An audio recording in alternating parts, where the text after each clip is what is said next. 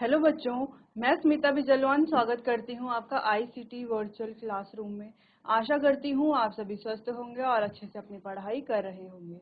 बच्चों, आज हम पढ़ने जा रहे हैं क्लास 8 की साइंस और क्लास 8 साइंस में आज हम करेंगे question answer of chapter combustion and flame, यानी कि दहन और ज्वाला। चैप्टर्स जो हमने अपने प्रीवियस लेक्चर में पढ़ लिया था, पूरा कंप्लीट कर लिया था, सारे टॉपिक्स उसके कवर कर लिए थे, तो आज हम उसके क्वेश्चन आंसर्स करेंगे। चलिए, तो क्वेश्चन आंसर्स को स्टार्ट करने से पहले एक बार थोड़ा सा देख लेते हैं कि कौन कौन से टॉपिक्स जो है इस चैप्टर में हमने कवर किए थे। देखो, सबसे पहले हमने दहन के बारे में जाना कि दहन क्या है, ठीक है, कि दहन की परिभाषा क्या है, ये हमने पढ़ा।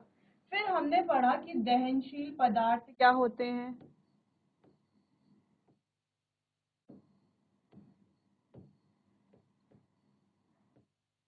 और गैर दहनशील पदार्थ क्या होते हैं।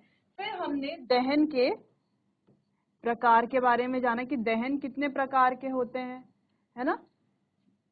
दहन जो है बच्चों, हमारे पास 3 प्रकार के होते हैं: स्वतः दहन, तीव्र दहन, विस्फोट।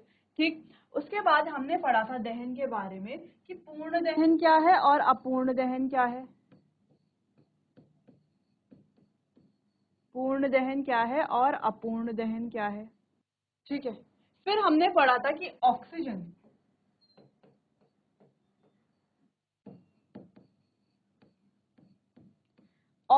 का क्या रोल है दहन की प्रक्रिया में। इसको हमने डिटेल में डिस्कस किया था, जहाँ पे हमने जो मोमबत्ती थी उससे हमने समझा था कि ऑक्सीजन क्या रोल प्ले करती है दहन की प्रक्रिया में, ठीक है। फिर हमने पढ़ा था बच्चों कि दहन अगर अत्यधिक बढ़ जाए, यानी कि जो क्या ले ले, आग का रूप ले ले, अगर आग ज्यादा फैल जाए तो आग पर जो है नियंत्रण यानी कि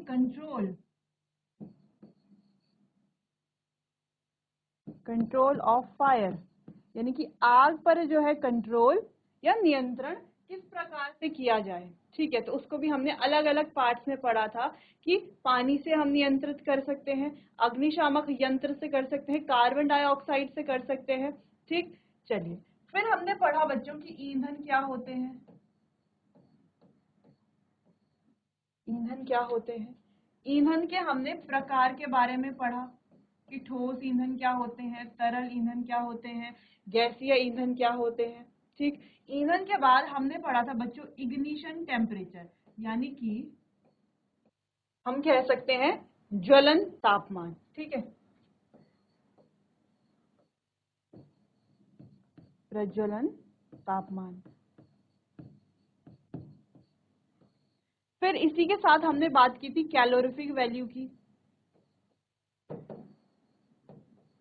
ऊष्मीय मान, ठीक है। कैलोरीफिक वैल्यू यानी कि ऊष्मीय मान, कैलोरीफिक वैल्यू क्या है, इसकी यूनिट क्या है, ठीक है, किलो जूल पर केजी। इस तरीके से हमने पढ़ा था इसको कि प्रज्वलन तापमान क्या है, क्यों कोई ईंधन जो है जल्दी जल जाता है, कोई ईंधन लेट में जलता है। जैसे कि हमने बात की थी कि जो मिट्टी का तेल है, वो मिट्टी के तेल के ऊपर जैसे ही हम आग ले जाते हैं वैसे वो जलना शुरू कर देता है ना, बहुत जल्दी जल जाता है। लेकिन अगर हम लकड़ी की बात करें तो लकड़ी के ऊपर जब हम माचिस लेकर के जाते हैं तो लकड़ी जो है उसी समय जलना शुरू नहीं होती। तो ऐसा क्यों होता है कि कोई ईंधन जो है जल्दी जल जाते हैं, किसी ईंधन को जलने में जो है अधिक समय लगता है, तो ऐसा क्यों होता है। ऐसा बच्चों इग्निशन टेम्परेचर या प्रज्वलन तापमान जिसे कहा जाता है उसकी वजह से होता है। ऐसा क्यों होता है ये हमने डिटेल में डिस्कस कर लिया था। फिर हमने कैलोरीफिक वैल्यू की बात की थी। फिर हमने बात की थी कि एक अच्छा ईंधन कौन सा होता है, कि एक अच्छा ईंधन जो है वो कौन सा होता है, किस ईंधन को हम कह सकते हैं कि ये ईंधन अच्छा ईंधन है, जो आसानी से मिल जाता हो, जिसे आसानी से कहीं ले जाया जा सके, कहीं से लाया जा सके, जो सस्ता हो, जो ज्यादा हीट प्रोड्यूस करता हो और जो कम प्रदूषण करता हो, है ना, प्रदूषण ना करता हो। साथ ही बच्चों हमने पढ़ा ग्लोबल वार्मिंग के बारे में।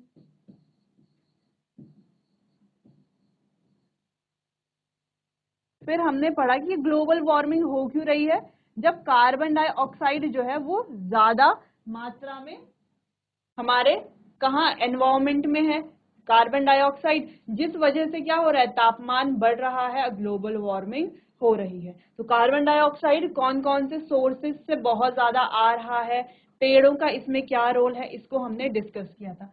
साथ ही हमने बात की थी बच्चों अम्ल वर्षा की, अम्ल वर्षा यानी कि एसिड रेन की। इसके अलावा हमने बात की थी कि ज्वाला क्या है, ज्वाला के प्रकार क्या हैं, ठीक है। फिर मोमबत्ती के डायग्राम से हमने इसके अलग अलग जो क्षेत्र होते हैं, ज्वाला के अलग अलग जो क्षेत्र हैं जिन्हें हम जोन भी कह रहे हैं, क्या कह रहे हैं, जोन कह रहे हैं। तो अलग अलग जोन्स के बारे में हमने पढ़ा था। तो ये कुछ टॉपिक्स हैं, इसके अलावा कुछ और छोटे छोटे टॉपिक्स भी थे जो हमने इस चैप्टर में कवर किए थे, अच्छे से डिटेल में हमने ये पढ़ लिए थे। चलिए, तो इन टॉपिक को एक बार हमें रिवीजन तो हो गया है थोड़ा बहुत, अब क्वेश्चन आंसर स्टार्ट करते हैं। चलिए, तो सबसे पहला क्वेश्चन है, उन स्थितियों की सूची बनाएं जिनके तहत दहन हो सकता है। तो वो स्थितियां हमें लिखनी है या वो शर्तें लिखनी है जिनके तहत क्या होता है, दहन की प्रक्रिया होती है। तो सबसे पहले जब हम चैप्टर पढ़ रहे थे तो वहां पर हमने यही पढ़ा था कि दहन के लिए आवश्यक शर्तें क्या क्या है। देखो, दहन होने के लिए सबसे इंपॉर्टेंट क्या है, ईंधन होना चाहिए, है ना। अगर ईंधन नहीं होगा तो दहन किसका करेंगे, ठीक। तो ईंधन होना चाहिए। सेकेंड इंपॉर्टेंट चीज है ऑक्सीजन होनी चाहिए। ऑक्सीजन के एब्सेंस में यानी कि अनुपस्थिति में कभी भी दहन की प्रक्रिया नहीं होगी, ठीक है। तो ईंधन तो होना चाहिए लेकिन ऑक्सीजन भी होनी चाहिए, ठीक। अगला हमने बात की थी कि क्या होना चाहिए, इग्निशन टेम्परेचर पे वो होना चाहिए। जैसे लकड़ी है तो लकड़ी एकदम से नहीं जलती, तो उसको क्या करना पड़ता है, थोड़ा देर गर्म करना पड़ता है ना, यानी कि आग में रखे रखना पड़ता है। क्यों, ताकि वो अपने प्रज्वलन तापमान तक पहुंच जाए। तो प्रज्वलन तापमान एक बहुत बड़ी भूमिका निभाता है यहाँ पर। तो वही तीनों पॉइंट्स है, उन्हीं को हमें क्या करना है, यहाँ पर हाईलाइट करेंगे हम सारे पॉइंट्स को। तो निम्नलिखित 3 स्थितियों में होता है। तो ये 3 स्थितियां कौन कौन सी हैं ये हम देख लेते हैं। सबसे पहले है ईंधन की उपस्थिति। जो फ्यूल है यानी कि ईंधन है वो अवेलेबल होना चाहिए, है ना, वही तो होना चाहिए उपस्थित। अब ये ईंधन क्या क्या हो सकता है, एग्जाम्पल लिख लेते हैं बच्चों। ये ईंधन तो कुछ भी हो सकता है, ये हो सकता है लकड़ी, ये ईंधन हो सकता है पेट्रोल, ये ईंधन हो सकता है कोयला आदि। और भी कई सारे ईंधन हो सकते हैं, जैसे मिट्टी का तेल हो गया, ठीक है, लकड़ी का कोयला हो गया, बहुत सारे ईंधन हो सकते हैं, बहुत सारे हमारे पास अलग अलग ईंधन है, ठीक। नेक्स्ट बात करते हैं, जो दूसरी इंपॉर्टेंट कंडीशन है या हम कहें कि इंपॉर्टेंट स्थिति है वो है ऑक्सीजन, या हम सिंपली कह सकते हैं वायु। वायु, क्यों, वायु में ही तो ऑक्सीजन होता है। और वायु की उपस्थिति, वायु में ही क्या होता है बच्चों, ऑक्सीजन होता है। और हमने बचपन में पढ़ा है कि ये जो वायु है ना, क्लास 6 में हमने पढ़ा है, 7th में हमने पढ़ा है कि वायु में जो है बच्चों क्या होता है। अगर हम नाइट्रोजन की बात करें, अगर हम नाइट्रोजन की बात करें तो 78% नाइट्रोजन होता है। ऑक्सीजन की बात करें तो 21% ऑक्सीजन होता है। अगर कार्बन डाइऑक्साइड की बात करें तो 0.04% कार्बन डाइऑक्साइड होता है। और इसके अलावा बाकी का जो परसेंटेज है, यानी कि ये जो कार्बन डाइऑक्साइड है और इसके साथ साथ डस्ट है यानी कि धूल है, स्मोक है यानी कि धुआं है, इसके साथ वाटर वेपर है यानी कि जल वाष्प है, और अदर गैसेज हैं, और भी अनेकों अनेक गैसेज हैं। तो वो सब कितना परसेंट है, ये सब कार्बन डाइऑक्साइड के साथ मिलकर के कितना परसेंट है, 1%। तो 78 प्लस 21 प्लस 1%, है ना, कार्बन डाइऑक्साइड ये सब मिलाकर के कितना होता है, 1% है। लेकिन अगर हम सिर्फ कार्बन डाइऑक्साइड की बात करें तो वो 0.04% है, ठीक। तो ये इतना क्या है, हमारे एयर में ये सारी गैसों का क्या है, मिश्रण है। तो ये हमने अपने क्लास 6 में पढ़ा है, 7th में पढ़ा है, जहां पर हम पढ़ते हैं ना कि एयर क्या है, वायु क्या है, मिक्सचर ऑफ गैसेस। तो इसीलिए यहाँ पर वायु भी हम लिख सकते हैं, क्योंकि वायु में ही क्या होता है बच्चों, 21% ऑक्सीजन होती है। ठीक है, अगर हम कहें 100% एयर है तो 100% एयर में से 78% नाइट्रोजन है, ठीक, 21% ऑक्सीजन है, 0.04% या हम कहें बाकी का 1% जो है वो कार्बन डाइऑक्साइड, धूल, धुआं, जलवाष्प और अन्य गैसें हैं। ठीक, चलिए नेक्स्ट पॉइंट की बात करते हैं, वो है ऊष्मा की उपस्थिति, यानी कि हीट हम जिसे कहते हैं, हीट, ठीक है, प्रेजेंस ऑफ हीट, हीट की उपस्थिति। अब ऊष्मा की उपस्थिति यानी कि यहाँ पर हम बात कर रहे हैं ज्वलन तापमान या प्रज्वलन तापमान जिसे हम कहते हैं, वह न्यूनतम तापमान यानी कि वो मिनिमम टेम्परेचर जिस पर कोई पदार्थ आग पकड़ता है। यानी कि इंग्लिश में अगर हम कहें, इंग्लिश में आप डेफिनेशन लिखना चाहें तो आप लिख सकते हैं the minimum temperature at which the substance catches fire, यानी कि वह न्यूनतम तापमान जिस पर कोई भी पदार्थ, कौन सा पदार्थ, दहनशील पदार्थ की यहाँ पर बात हो रही है, कोई भी गैर दहनशील पदार्थ की बात यहाँ पर हम नहीं करेंगे। गैर दहनशील पदार्थ जैसे कि सीमेंट हो गया, पानी हो गया, ठीक है, इसके अलावा मिट्टी हो गई, तो ये कांच हो गया, तो ये सभी गैर दहनशील पदार्थ है, इन ये आग नहीं पकड़ते। हम बात कर रहे हैं जो हमारे दहनशील पदार्थ है, तो वो न्यूनतम तापमान जिस पर कोई दहनशील पदार्थ या पदार्थ आग पकड़ता है उसे, उसका क्या कहा जाता है, प्रज्वलन तापमान या ज्वलन तापमान कहा जाता है। तो जिसे ज्वलन पकड़ता है, जिसे ज्वलन तापमान के रूप में जाना जाता है। ठीक है,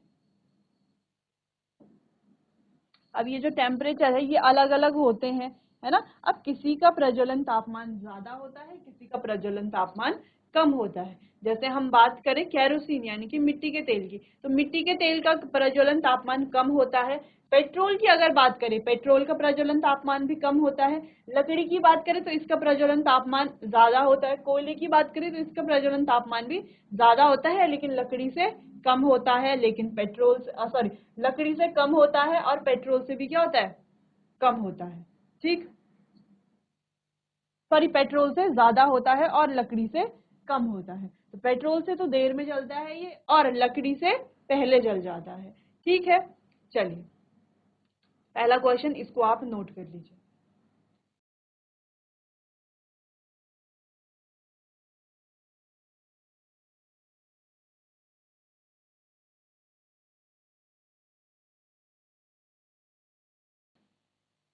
चलिए अगले क्वेश्चन की तरफ बढ़ते हैं।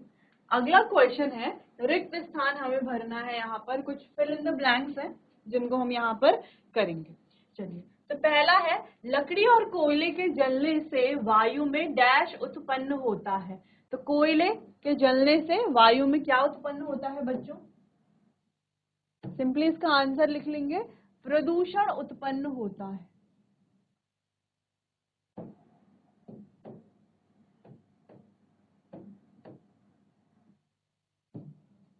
क्या उत्पन्न होता है, प्रदूषण, प्रदूषण उत्पन्न होता है। ऐसा क्यों, प्रदूषण कैसे उत्पन्न होता है, क्योंकि देखो जब ये जलते हैं, लकड़ी जलती है या कोयला जलता है, तो वहां से क्या निकलता है बच्चों, वहां से निकलता है धुआं और बहुत सारी गैसेस जैसे कि कार्बन डाइऑक्साइड, ठीक है, जो क्या करते हैं, प्रदूषण करते हैं।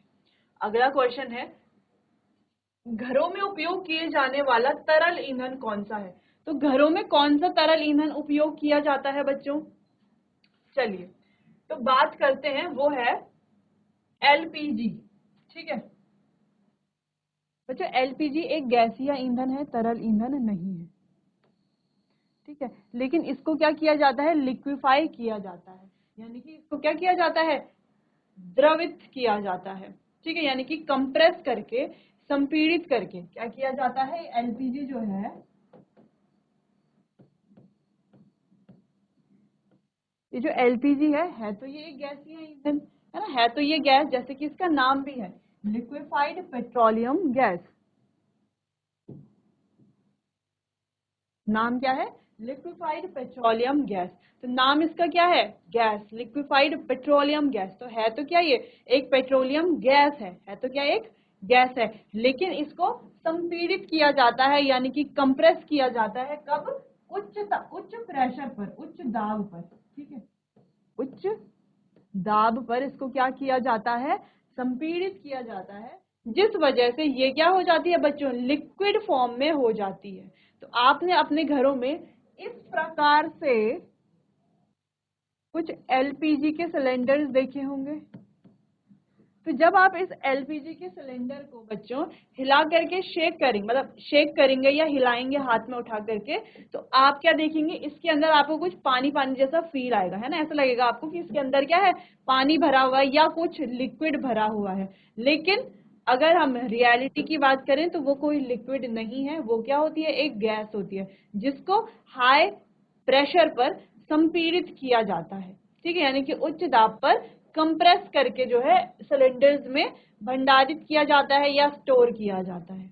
ठीक है, चलिए, तो घरों में उपयोग होने वाला तरल ईंधन जो कि एक गैसीय ईंधन होता है, लेकिन उसको तरल किया जाता है यानी कि उसको लिक्विफाई किया जाता है। ठीक है, तो वो होता है एलपीजी। इसके अलावा कोई तरल ईंधन की अगर हम बात करें तो बच्चों, तरल ईंधन जैसे कि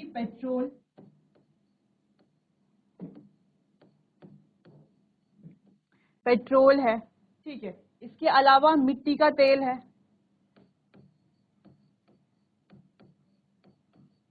इसके अलावा है मिट्टी का तेल। तो घरों में मिट्टी का तेल भी उपयोग किया जाता है। ठीक है, कैरोसिन जिसे हम कहते हैं। अगला है डीजल।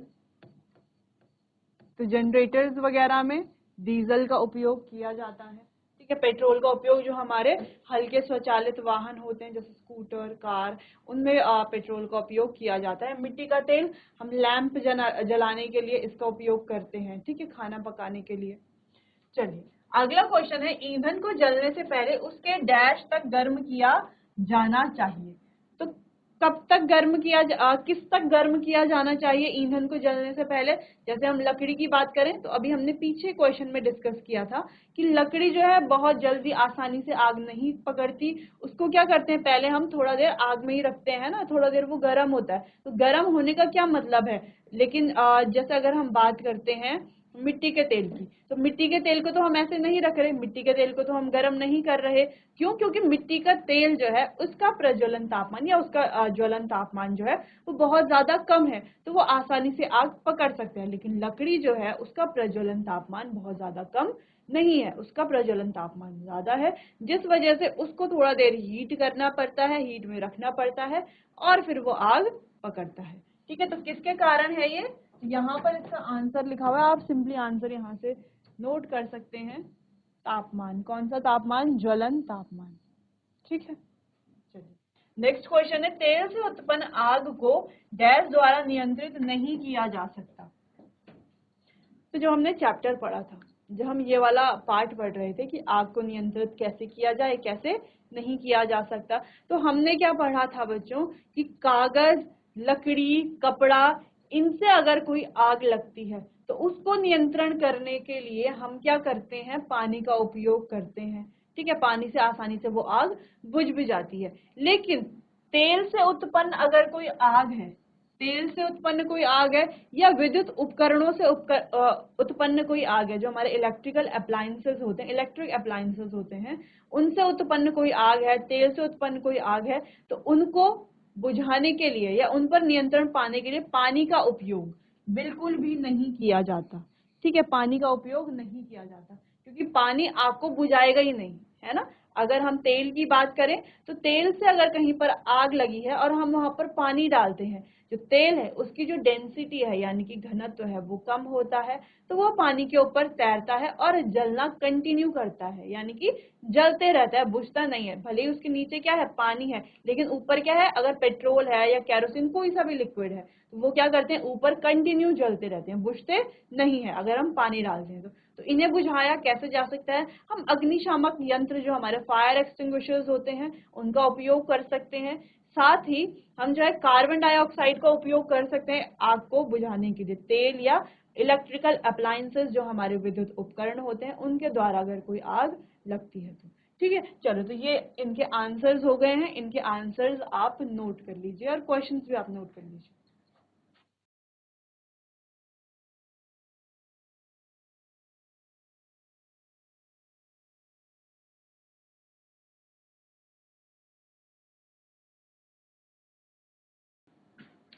चलिए बच्चों, अगले क्वेश्चन की तरफ बढ़ते हैं। समझाइए कि ऑटोमोबाइल में सीएनजी के उपयोग से हमारे शहरों में प्रदूषण कैसे कम हो रहा है। प्रदूषण कम हो रहा है किसकी मदद से? सीएनजी की मदद से।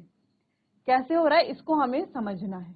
चलिए, अब जो सीएनजी है बच्चों, जिसे हम कंप्रेस्ड नेचुरल गैस कहते हैं, तो वो क्या है तो नेचुरल गैस यानी कि प्राकृतिक गैस, लेकिन संपीड़ित इसे किया जाता है। तो हम क्या कह रहे हैं, इससे कम प्रदूषण होता है। ठीक है, क्योंकि ये कोई भी जो हमारे प्रदूषण तत्व होते हैं, जिनसे प्रदूषण होता है, वो तत्व ये नहीं छोड़ते। चलिए, ऑटोमोबाइल में सीएनजी के इस्तेमाल से हमारे शहरों में प्रदूषण कम हुआ है, क्योंकि ये क्या है, एक क्लीन फ्यूल है, यानी कि स्वच्छ ईंधन है। पहला पॉइंट क्या है इसका कि ये क्या है, एक स्वच्छ ईंधन है। अब पहले हम क्या उपयोग करते थे, अभी भी करते हैं, पेट्रोल और डीजल का उपयोग किया जाता है। तो पेट्रोल और डीजल जो है बच्चों, ये बहुत ज्यादा प्रदूषण करते हैं, बहुत सारी गैसों को हवा में छोड़ते हैं, जिससे कि बहुत ज्यादा पॉल्यूशन होता है और बहुत सारे रोग भी होते हैं। ठीक, चलिए, तो पेट्रोलियम की तुलना में सीएनजी में बिना जले ईंधन की मात्रा बहुत कम होती है। तो यहाँ पर जो बिना जले ईंधन की मात्रा है वो बहुत ज्यादा कम होती है। इससे पेट्रोलियम की तरह धुआं और हानिकारक पदार्थ नहीं निकलते। तो यहाँ पर धुआं और जो अन्य हानिकारक पदार्थ हैं वो नहीं निकलते। इस वजह से हम कह सकते हैं कि ये पेट्रोलियम की तुलना में, पेट्रोल डीजल पेट्रोलियम, ठीक है, पेट्रोलियम की तुलना में कम प्रदूषणकारी है। ठीक है, क्यों है? सबसे पहला पॉइंट कि ये क्या है बच्चों, एक स्वच्छ ईंधन है, यानी कि एक क्लीन फ्यूल है। दूसरा, ये बिना जले ईंधन की मात्रा इसमें बहुत कम होती है। ठीक, और तीसरा, इससे कोई स्मोक नहीं निकलता, कोई भी स्मोक इससे नहीं निकलता और कोई भी हानिकारक पदार्थ इससे नहीं निकलते, यानी कि कोई भी हार्मफुल सब्सटेंसेस इससे नहीं निकलते। तो इस वजह से ये क्या है, एक स्वच्छ ईंधन है, या हम कह सकते हैं कम प्रदूषणकारी है। ठीक, चलिए, तो ये पॉइंट्स आप नोट कर लीजिए। इसके अलावा बच्चों, अगर आप सीएनजी के और किसी विशेषता के बारे में लिख सकते हैं जो हमने चैप्टर में पढ़ा है, ठीक है, तो वो भी आप नोट कर सकते हैं। चलिए, तो इतना आप नोट कर लीजिए पहले।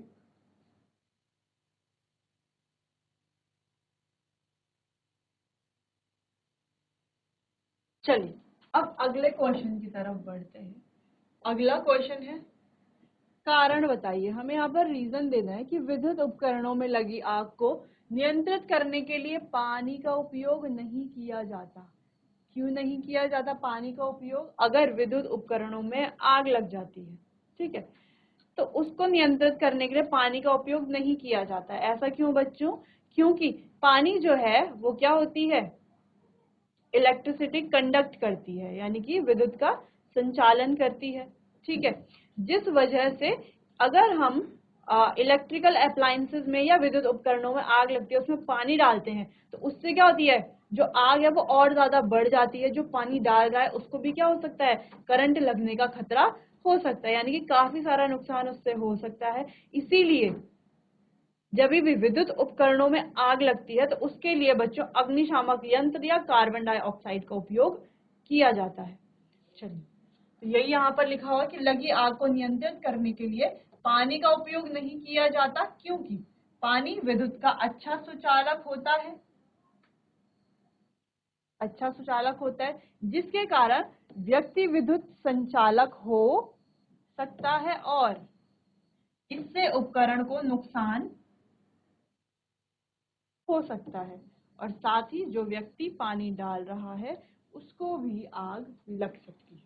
ठीक है, सॉरी, उसको भी करंट लग सकता है, आग लग सकती है। ठीक है, चलिए, तो इतना आपको नोट कर लेना है।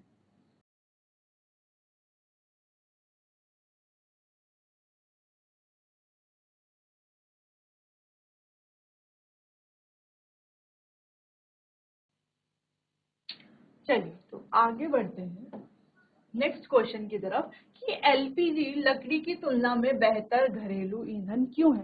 तो क्यों एलपीजी बेहतर है, क्यों लकड़ी एलपीजी के मुकाबले इतनी बेहतर नहीं है, तो ऐसा क्यों। तो इसका आंसर आप खुद भी लिख सकते हैं। देखो हमारे घरों में क्या है, एलपीजी है।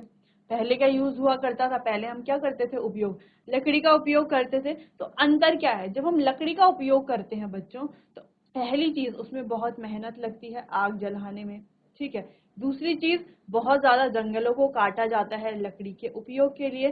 तीसरी चीज लकड़ी की तुलना में एलपीजी से बहुत ज्यादा हीट एनर्जी प्रोड्यूस होती है, लकड़ी से उतनी हीट प्रोड्यूस नहीं होती। चौथी चीज लकड़ी से क्या होता है बच्चों, धुआं होता है, जिससे क्या हो रहा है, पॉल्यूशन हो रहा है और कार्बन डाइऑक्साइड की मात्रा बढ़ती है। तो कितने सारे नुकसान है लकड़ी का उपयोग करने के। अब दूसरी चीज की लकड़ियों की कटाई हो रही है, लकड़ियों को काटा जाता है, जिस वजह से पेड़ों की मात्रा बहुत कम हो रही है। पेड़ों की मात्रा कम होने की वजह से ग्लोबल वार्मिंग बहुत ज्यादा हो रही है, ठीक। तो इसीलिए एलपीजी का उपयोग किया जाना चाहिए, पहली चीज क्योंकि एलपीजी सरल ईंधन भी है ना, इजी है, उसको लाना कहीं से, उसको ट्रांसपोर्ट करना इजी है, हम आसानी से वो अवेलेबल भी है, ठीक। लकड़ी की तुलना में वो बिल्कुल भी प्रदूषण नहीं फैलाता। लकड़ी देखो कितना प्रदूषण करती है, वो प्रदूषण भी नहीं करता। अब लकड़ी इतनी हीट भी नहीं देती जितनी हीट हमें एलपीजी देता है। जहां एलपीजी में 5 मिनट में हम पानी बॉईल कर सकते हैं, वहीं लकड़ी की अगर बात करें तो हमें 15 से 20 मिनट उसमें लग जाते हैं। उसको जलाना है, फिर बुझाना, जलाना है, जलाने के बाद उसको बुझाना है, फिर उसी समय अगर हमें कुछ दोबारा काम पड़ गया, तो इससे जो है एलपीजी जो है वो एक बेटर फ्यूल है लकड़ी के मुकाबले, ठीक। चलिए तो एलपीजी लकड़ी की तुलना में बेहतर घरेलू ईंधन है क्योंकि लकड़ी जलने पर बहुत अधिक धुआं पैदा करती है। अब धुआं होने से पॉल्यूशन तो होता है ना, प्रदूषण तो हो ही रहा है, लेकिन श्वसन संबंधी समस्याएं भी पैदा ये करती है, ठीक है। साथ ही इसकी दक्षता भी एलपीजी से कम होती है। जो इसकी दक्षता है वो भी क्या होती है बच्चों, एलपीजी से कम होती है। इसीलिए हम कह रहे हैं कि जो एलपीजी है वो एक बेटर फ्यूल है, एक अच्छा फ्यूल है, ठीक। चलिए इतना नोट कर लीजिए। चलिए बच्चों, तो आज के लिए बस इतना ही, बाकी कंटिन्यू करेंगे हम अपने आने वाले अगले सेशन में। तब तक के लिए आपको बहुत बहुत धन्यवाद।